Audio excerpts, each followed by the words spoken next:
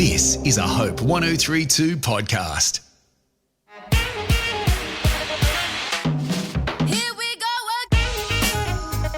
Welcome to She Wasn't Born Yesterday, the pod that fearlessly chats about all things affecting us ladies who are 40 plus fabulous. Ooh, and the guys who want to know what we think. Well, them too. I'm Janet Evans, advertising creative. And I'm Jenny Woodhouse, a semi-retired social worker. In other words, you're busier than ever. We're J&J and we're super thrilled you're with us for She Wasn't Born Yesterday.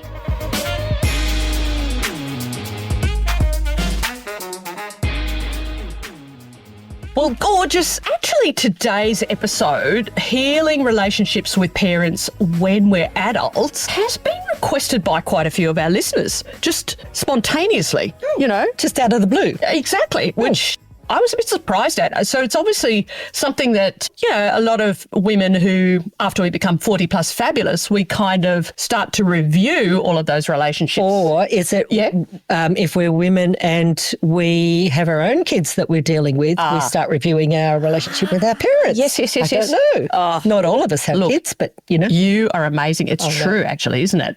Maybe it just takes that time and that distance for you to start processing things. How was it for you? I had a great relationship with my mum. I absolutely adored her. She was hilarious and we had a good laugh. She hated housework. She never did housework, but she loved sitting down, having a cup of tea and a chat. And that was fantastic. But my dad was different. He was very strict. So everything that he said, I basically did exactly the opposite. So, you know, for example, after I left school, I said, I really want to go to art college. You know, it looks amazing. I want to be a graphic designer.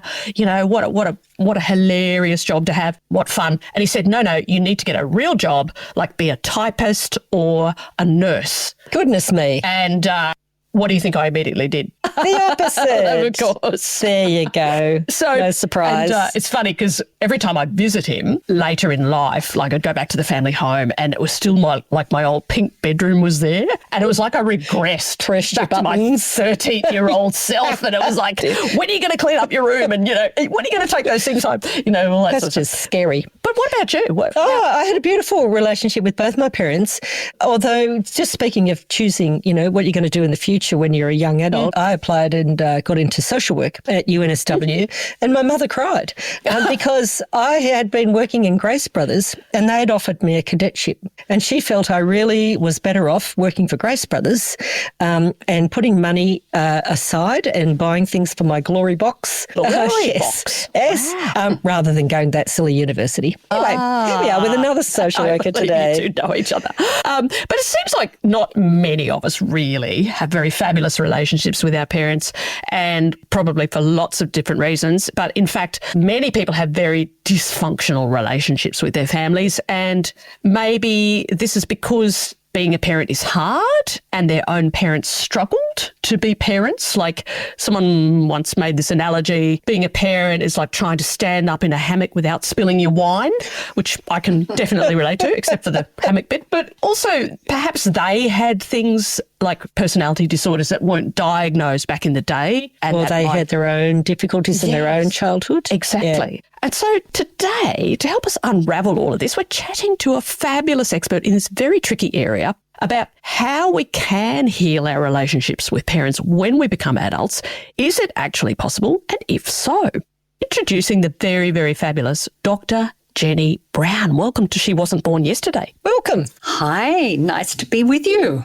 Jenny, well, you are an author, social worker, clinical couple and family therapist for over 35 years. So I don't know what makes you qualified to have this chat. But anyway, you also have a PhD in social science, which sounds incredibly impressive. You're now focused on writing and training mental health workers. So really appreciate you joining the other Jenny and I today. The first question I have for you, how did you get on with your parents? I love this topic. I'm thinking about our relationship upwards a generation. And, you know, in some ways, I'm going to disclose that I'm not really qualified for this conversation for a sad reason. Well, in that case, thanks for coming. I'm being a bit cheeky, but actually, my mother died when I was 21 of breast cancer. Mm-hmm. So I didn't get to navigate really an adult relationship with my own mother. And my father died just early in my 30s. So a lot of what I'll be talking about is what I've experienced with my parents-in-law as an adult, what I've helped people navigate in their relationships clinically. And I think it's a really important topic. So my relationship with my parents is more my childhood relationship rather than my leaving home relationship. And that leaving home piece is so important. But I became very close to my mother. And a bit like you said, Jenny, a little bit different with my dad. And this is one of the things that we'll talk about today, where you have more of an alliance with one parent and the other one is more of an outsider.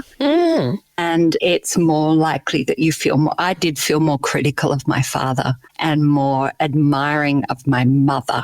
So that's something interesting that I took with me into my adult years. Yeah, it's interesting you're talking about, the leaving home as being a catalyst for the relationship changing, because that's exactly what happened with me.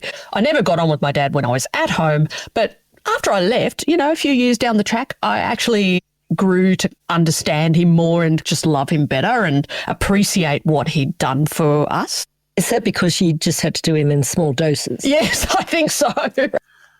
Oh, I think that's great what you achieved, Janet, and that it's the small doses and a little bit of distance to use it to get a better perspective on the humanity of our parents. It sounds like you did that, and that's a real positive. Well, I don't know if I actually achieved it, but I read somewhere in your book, I think, that that's what was going to happen.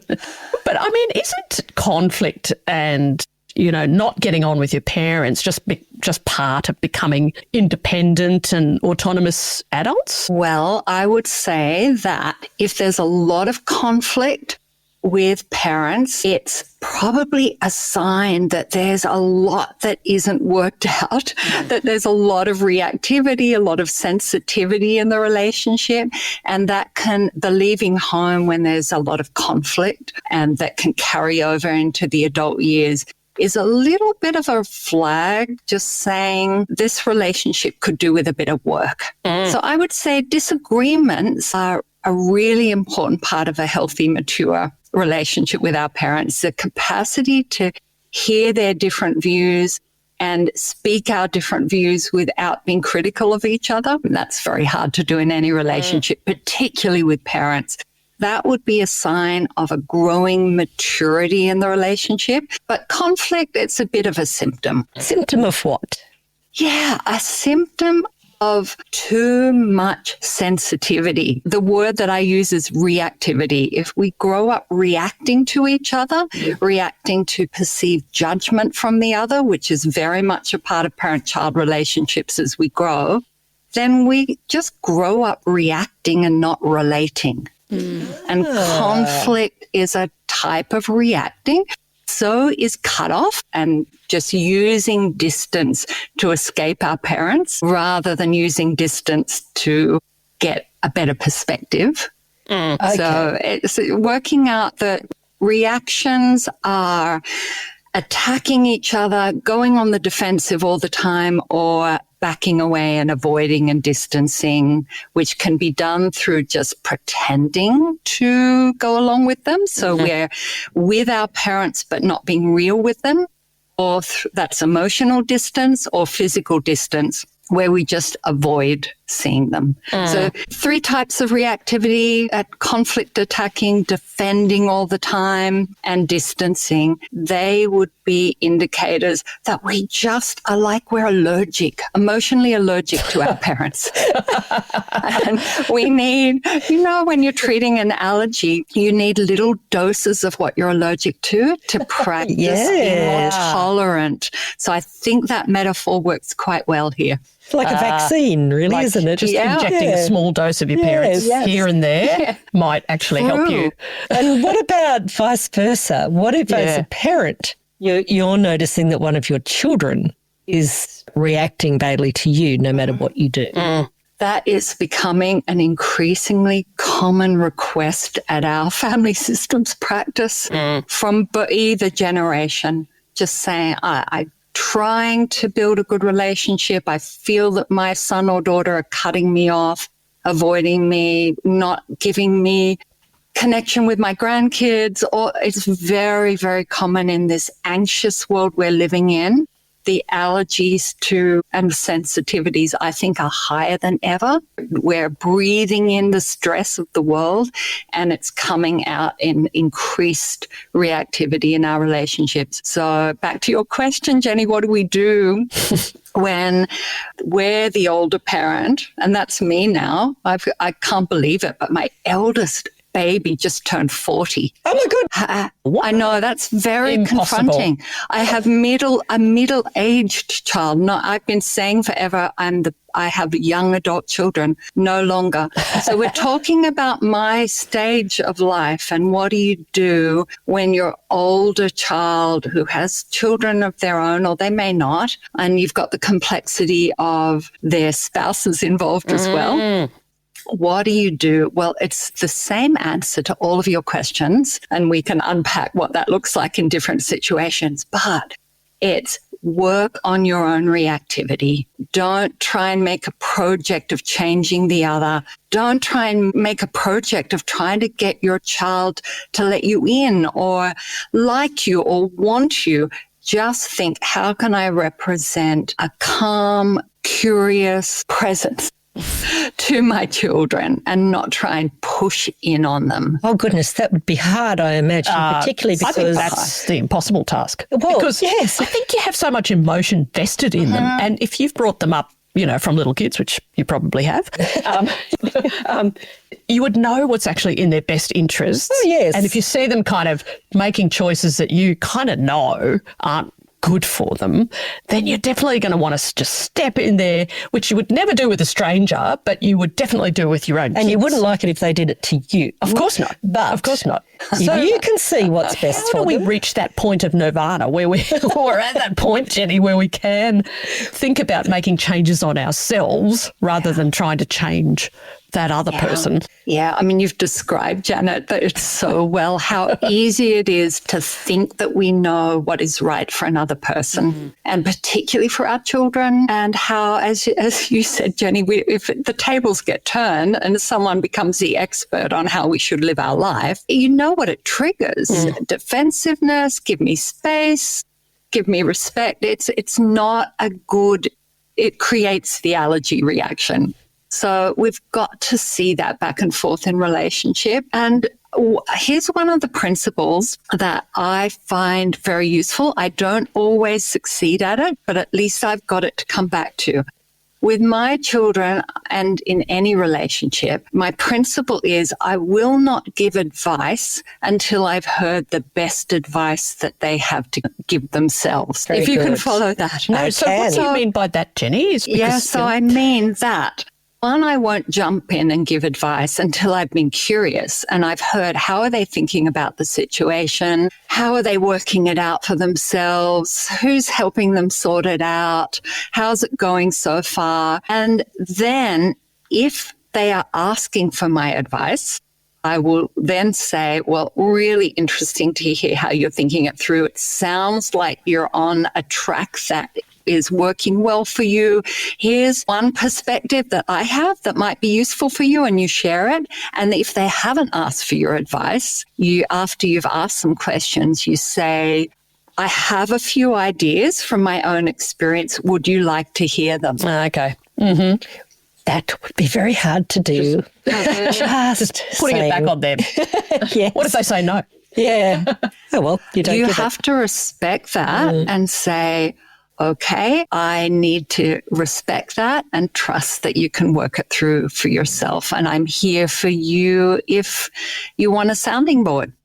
But let me throw in there, we do not want to be their first point of sounding board. They're adults. They've moved away from their parents. If they're married, they need their spouse to be their number one sounding board and for us not to be a replacement, because that will set up a difficult relationship with the spouse. And that triangle is one of the most common causes of ruptures between the generations. Oh, that's interesting. That was going to be my question.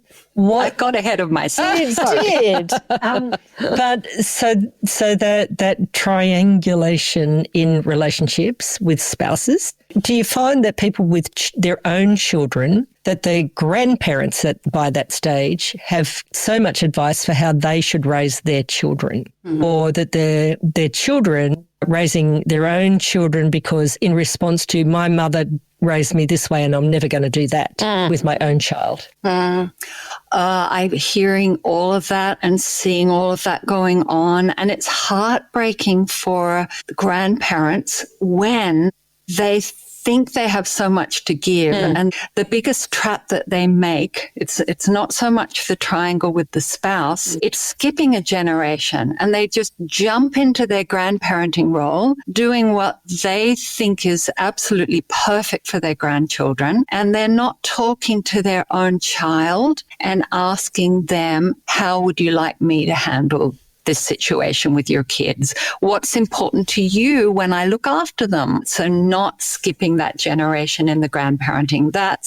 It's a common mistake made, and it does create a lot of misunderstandings. It's very hard to see your own children do things with their kids that you think are unhelpful, but you've got to build a relationship platform of trust and respect before you're going to be able to speak into that. Yeah. It's like the grandparent would give our child like candy as a kind of like just something lovely to do, something she wanted to do. It was obviously something that was just fun and, but we didn't really want him to have like heaps of sugar and lollies and stuff.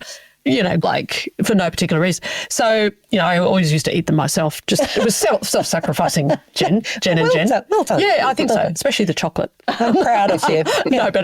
But so I think what I've taken out of that in my own experience is now I would always ask the parents, is it okay? Would they like some of this? Or would you like me to buy them a gelato? Or, and see what they want for their child. Great. Yeah. It's on one level, it's so simple, but we just dive in without thinking, don't we? All the time in relationships. Definitely. Yes. I've had a big problem with my grandchildren who are now 8 and 6 because I buy them too many presents for birthday and Christmas.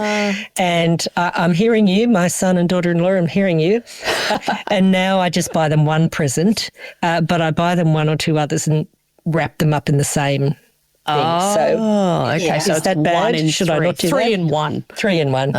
Jen. Yeah, well, Jenny, I've noticed when one of my grandchildren, 4-year-old little girl, has started as soon as she sees me, gives me a big kiss and cuddle, and then says, "Have you got a present for me today?" And I stop and think, is that really the kind of influence I want to have on my grandchildren? Absolutely. Yeah. And what was your answer to that when you stopped and think about it? Well, I have started saying, I'm not always going to have a present. I love to be able to give you some fun things from time to time. But for me, the best present is that we get some time together. Well done. She should know better than to wrangle with a social worker, honestly. She should read your CV. My daughter and my son-in-law are watching and listening. Yes. We always are watching and listening. Not intentionally monitoring for giving each other a score. It's just naturally what we do. We are always watching and listening. And I'm wondering, as children watch and listen a parent or sometimes both parents that they really disagree with and they grow up disagreeing with them, do you see many folks who are just, no, I just don't want to have anything to do with them anymore? In terms of between the generations, yes, do you mean? Where you just get a decision that this relationship is too negative and I'm not going to invest in it anymore. Yeah. And I think I mentioned before this kind of cutting off or estrangement between the generations seems to be increasing across the Western world, perhaps a little bit less in collectivist cultures where it's part of the custom for generations to stay together and live together and be in community together. But in the West, there's a lot more cutting off the generations. And here's what I have learnt from family systems theory. that what we cut off from travels with us into a new relationship.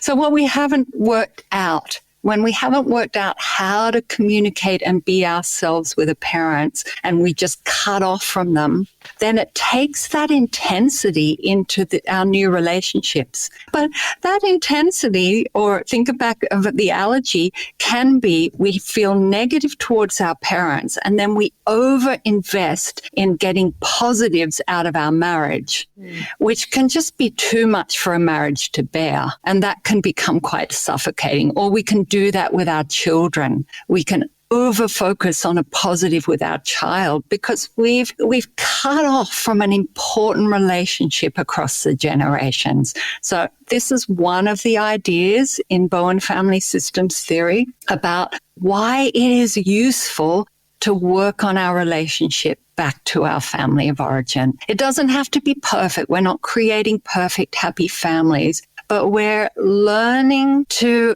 be more resilient in the face of relationship challenges. And if we can practice that, it's of the greatest benefit to our marriages and our own relationship with our children. But surely there are some relationships that are genuinely toxic. And a couple of people have actually said to me, like, I've tried over the years to, reconcile with this parent, but I know that they have a genuine mental illness or something like that, and it's just not possible. Is it actually more beneficial for someone like that to distance themselves and their children from that, what you might label as toxic parent? Yeah, Janet, it's definitely, there are no rules for everyone that they should go for. Everyone has to work this out for themselves, and no professional should declare this is what you should do, cut off or stay in touch. It's something to figure out independently. That's such an important piece in a counseling relationship, help people understand how they got there and make their own decisions. But I would say that people label relationships toxic a little too quickly without having put the work in to understand how they got to where they are. Also to understand what their parents been up against dealing with them. Surely not. What's been our part in it? What's been the impact of the triangle with our spouse? Trying to make sense of it is important before making that decision. I believe there are a very small percentage of relationships between the generations that it is a wise decision to break that contact, maybe not forever, but for a time, and to communicate clearly to the parent what is the value basis of that. So it's not a silent cutoff. It can have a letter that says, this is behind my decision. Yeah. And so that there is some sense of communication rather than mystery for the parent to hear. But I don't think that needs to happen as often as it does. Yeah. And what I would say to people is even working on being in contact with your parent who you find difficult and they rub you up the wrong way and they say things that you find inappropriate, practicing being with them and not reacting is fabulous for your growth. And it will be beneficial to your kids and your spouse if you're practicing that. So we're not talking about happy relationships. Even messy relationships are worth having the experience of dealing with them. But how do you practice that? How do you see them a lot?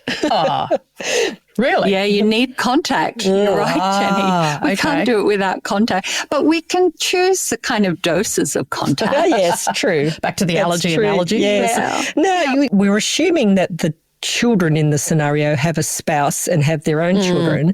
I'm just wondering how difficult it is for someone who's single to actually cut contact with their parents.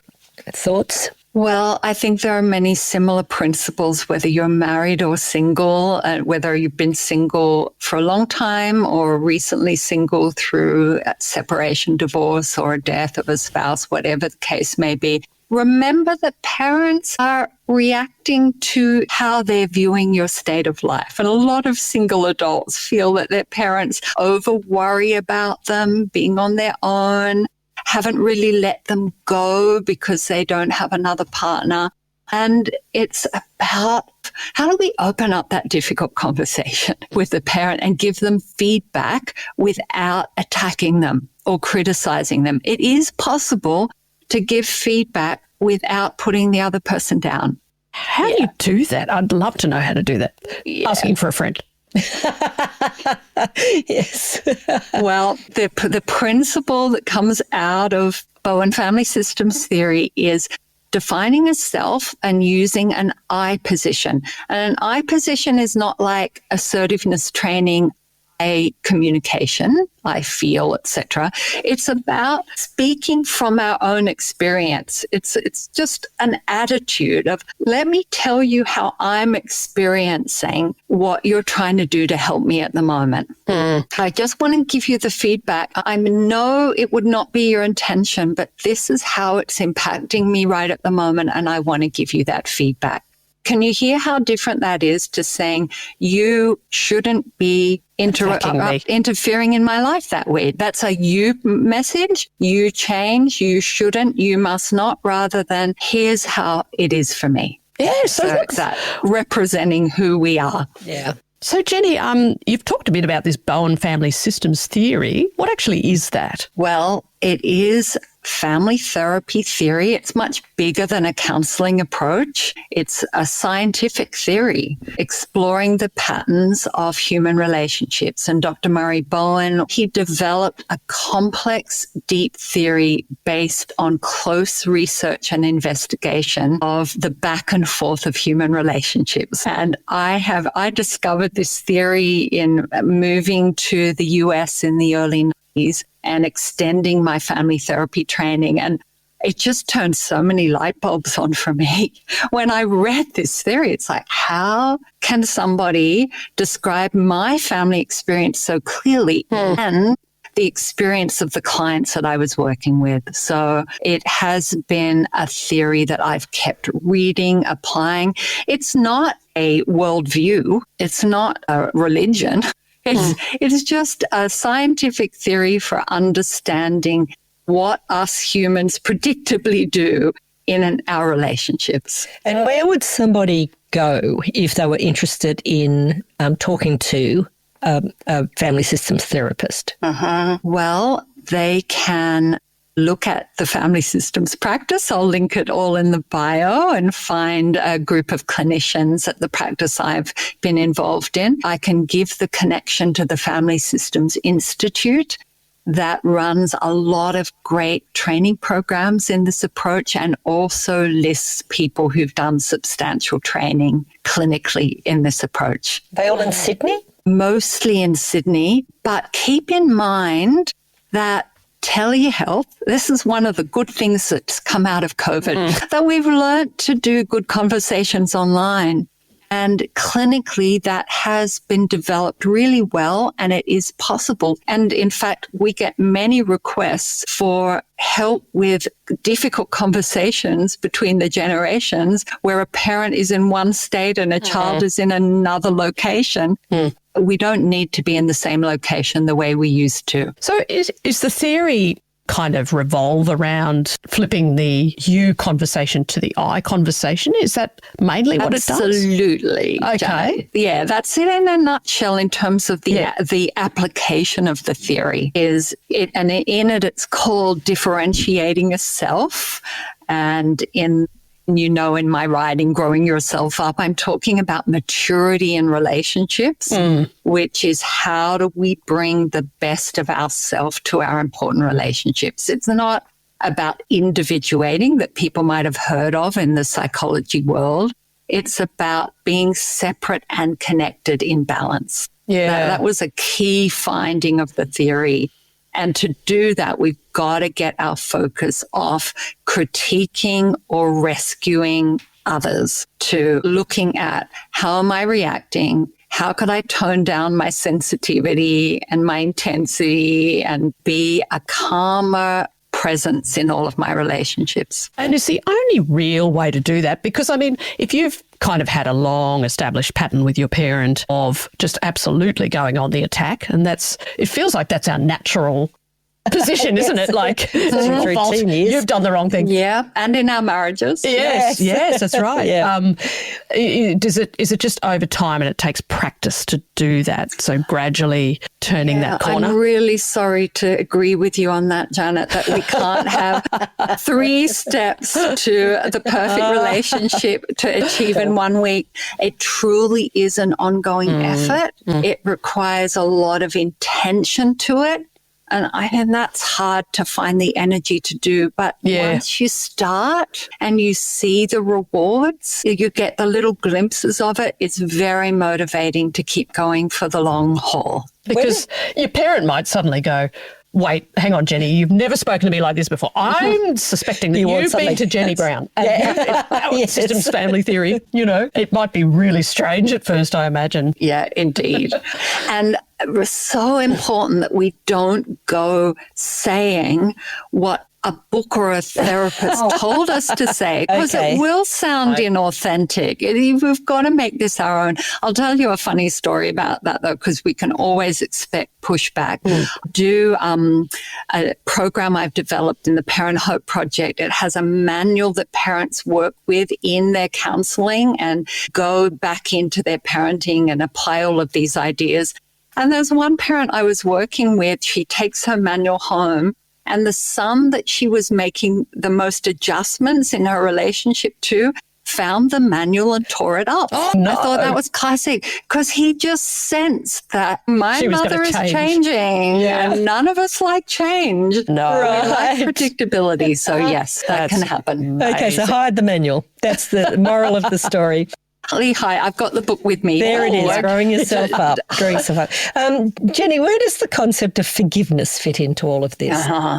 Yeah, well, I would say that this is where Bowen theory doesn't tackle. You won't find forgiveness in the language, and this is where a lot of secular theories will be missing some really important things. I think what Bowen theory would say is make sure your response, so if it is forgiveness, is not done impulsively. That there's some genuineness to the effort of reconciliation and a willingness to forgive. So it's a mature forgiveness rather than a Band-Aid forgiveness. That could be another whole topic, couldn't it? I know it's a big one. It is, because then you've got the concept of, have they asked for forgiveness? Have they apologized?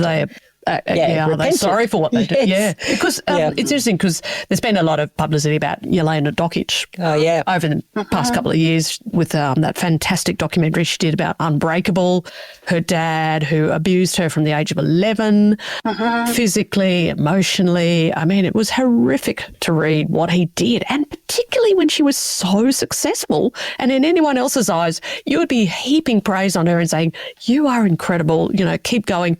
But he just did exactly the opposite. And she says that she has cut him out of her life and hasn't spoken to him for 10 years. But before that, she did visit him to try and reconcile. And she wrote, people get shocked when I say I don't hate my father. I don't. Do I necessarily forgive him? No. But I think we can accept things and move on and still not hate someone. So is that a healthy way to move on from a parent you kind of just can't reconcile with, do you think? Or a child. Yeah, well, I would say, again, let's not use Yelena Dokic as all of our models. Everyone's situation is a little different. She's clearly worked hard, and I respect that. She's made efforts to reconnect, to define herself. So it sounds to me, even though I don't know all the details, like she's made a effort. It hasn't been impulsive. And I think that's the key here. And she's recognizing that there is a deep bond that still exists, that hence the word hate is not really fitting, even though she's cut him off. And I think that's important to respect. And the other thing I didn't get a chance to say earlier in terms of people that just feel like Yelena, that it is not constructive to stay in contact even after lots of efforts. I would suggest that it can be useful to still be in contact with the generations that have gone before, even if you're not in contact with that parent. Find an aunt or an uncle Explore the family history as far back as you can go. Make sense of how the parent that you have just kind of given up on, if you get to that point, temporarily given up on. I would say never. Just try to make every effort to understand the patterns of life that went before them. And having some contact with an easier member of that generation is better than having no contact at all with the generation that has gone before. And is that to try and understand them, to try and find out what's caused their behaviour? It's that, but it's also part of our own growth, Janet, that if we're communicating with the older generation who are part of our family story, some of it is hard to understand, but we do better. And there's good research about that. We do better in our current relationships when we have good connection with our broader extended family. And I imagine that older generation person, whoever they are, has memories of you as a child, can feed into the bits that you don't remember. Yeah, good point. No person is completely bad and awful. And different relationships will describe that person so differently. Yeah, and it's good that's to true, be isn't it? open to hearing that. Yeah, that's A different really interesting. I noticed on your website, on the Family Systems Practice website, it says, beware of seeing villains, victims or saints in your family or relationship system. If anyone seems always right or wrong, you're probably not seeing them clearly. And so in that context, how can that help us to reconcile with our parents as adults if we've really struggled with that? Yeah, it's how do we get past labels? Right. Labels stop us being open and curious. They're not helpful, even if that's a diagnostic label. How do we see the human being, not the label? It's just worth making that effort. If we're really feeling hurt and genuinely, like Yelena Dokic, there has been some awful abuse. This is very, very hard to do. And everyone's journey is going to be different with that. So I'm not kind of proclaiming one rule for all here, but just be careful of labels, even in these most difficult of relationships, because there's more to the story for us to understand. Yeah, interesting. Can I just circle back to the triangle? I love that expression, circle back. So what was that about? So are you saying that one can use a relationship counsellor instead of going to your spouse because it's an easier conversation? And I have a suggestion. Let's, rather than circle back, we need to say we'll angle back to the triangle. How's that? That's better. So Good point. Any time we are sorting out relationship difficulties we're having with a third party, the risk is that we don't sort them out where they belong. Oh, yeah. And it's okay to use a third party just to debrief, get perspective. But the goal is always to find a way to communicate in the relationship it belongs in. We can use counselors as our debriefing.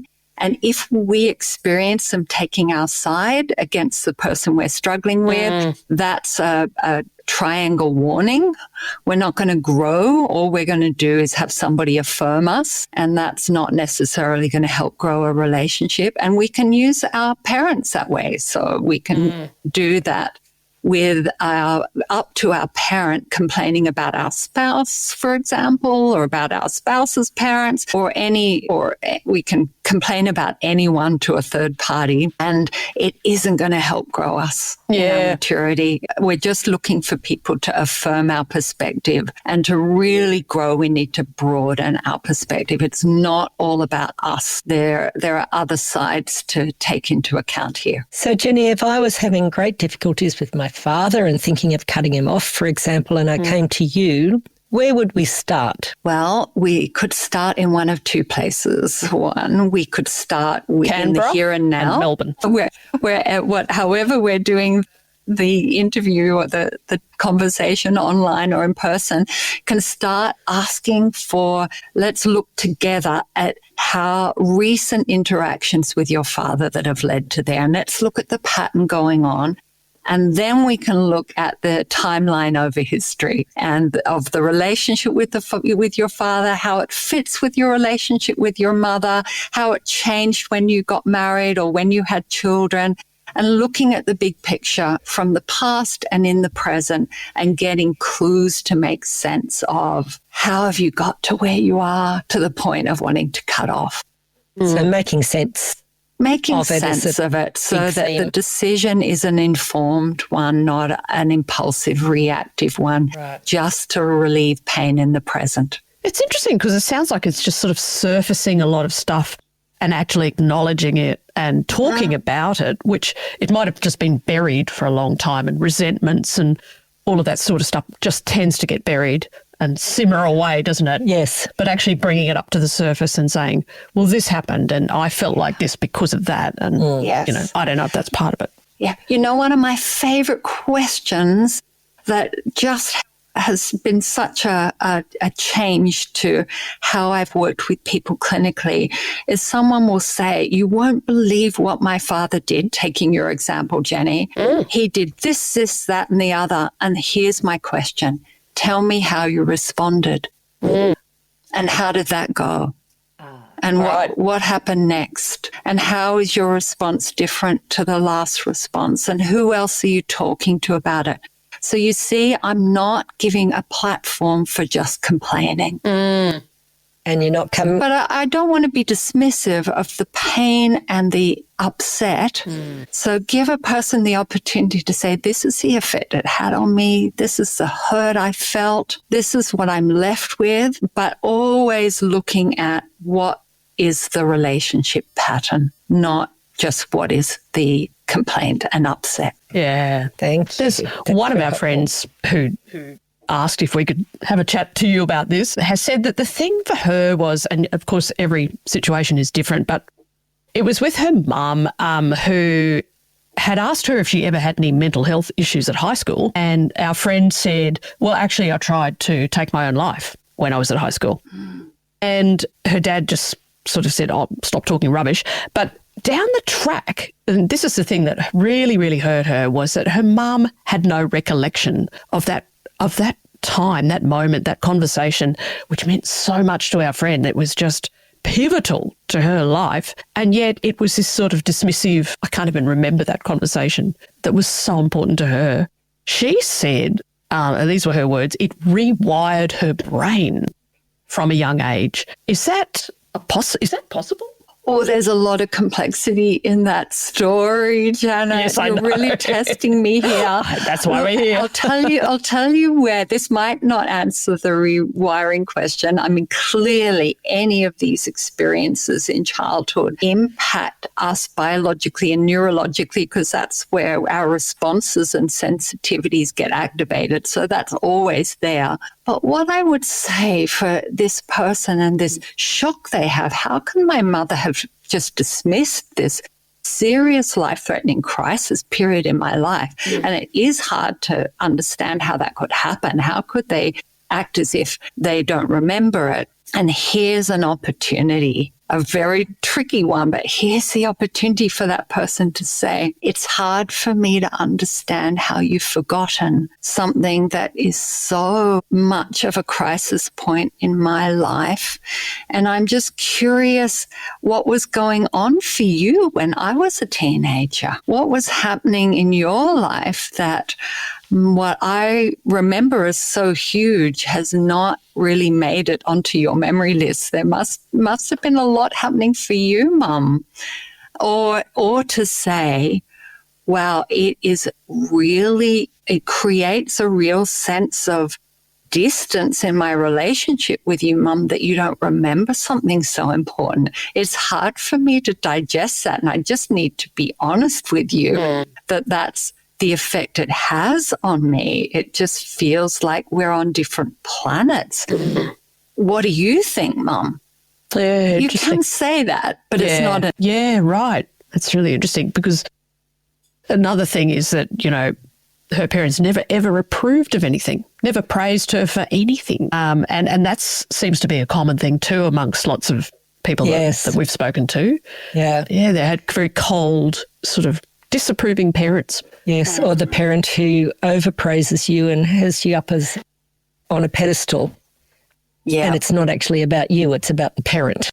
Yeah. Yeah, right, Yeah. right. But Yep. yeah. You see that on the soccer the field. two sides of the coin. The piece I'd want to put in there is that the pattern that we're currently in has a history. And very often a negative relationship was once a very positive, perhaps over positive relationship in the early years. So there's always more to a story, whether it's what happened to our parents in their growing up and what they're sensitive to, or how a very positive relationship, which was probably overprotective, led to quite a rebellious phase in adolescence that the parent didn't cope with. So just there's a bigger context to what is going on in the present in our relationships. Yeah. Yeah, indeed. Well, Jenny with a Y, it has been absolutely amazing chatting with you today. I mean, we've had some complimentary therapy here. Yes, I've been taking copious notes. Yes. And if you could leave us with like maybe 3 hot tips. Okay, for people out there who are thinking, I really, really want to heal my relationships with my parents. As an adult now, I'm looking back and, you know, there's been dysfunction. We don't get on. What would be your best 3 hot tips for them? Yes, let's distill it. I would just say, number 1, take your time with this. There's no quick fix. If you rush it, it will backfire. So that's tip 1, number 1. Number 2, bring curiosity, not reactivity to the process to learn. And number 3, learn how to give feedback without attacking the other. How's that? I think Beautiful. that's terrific. That is Yeah. beautiful. Send us your invoice. That's Thank you. to Hope 103.2, not us. Thank Well, you so Dr. much. Jenny, we really appreciate your time. If people want to get hold of your book, Growing Yourself Up, How to Bring Your Best Self to All of Life's Relationships, including the ones with our parents, where should they get your book? Anywhere you can find it. You can order it or find it from any bookseller, wherever you like to get books. Well, I'm definitely going to get a copy. Easily available. Thank you. It's a great read. Thank you so much. Very much appreciated. You're very welcome. Thanks for having me. Janet, we love hearing from people, don't we? Even more than I love you.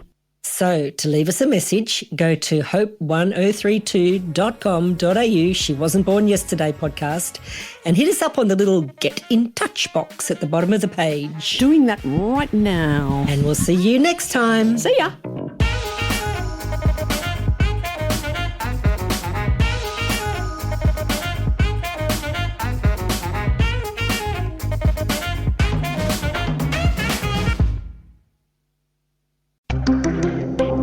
Hope 1032. Thanks for listening.